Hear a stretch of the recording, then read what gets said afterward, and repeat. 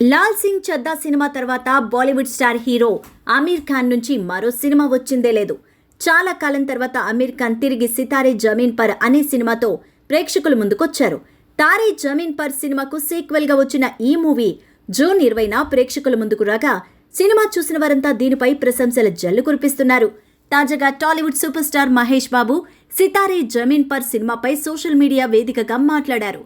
ఈ సినిమా అద్భుతమైన సినిమా అని, ఆమీర్ ఖాన్ నుంచి వచ్చిన ఇతర క్లాసిక్ సినిమాలాగే ఈ సినిమా కూడా మిమ్మల్ని నవ్విస్తుంది, ఏడిపిస్తుంది, క్లాప్స్ కొట్టేలా చేస్తుంది అంటూ మహేష్ బాబు పోస్ట్ చేయగా ఆ పోస్ట్ ప్రస్తుతం నెట్టింటో వైరల్గా మారింది.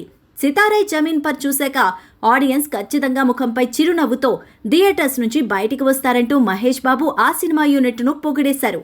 తాజాగా ఈ సినిమాపై టాలీవుడ్ యంగ్ హీరో రామ్ పోతినేని కూడా ప్రశంసల జల్లు కురిపించారు.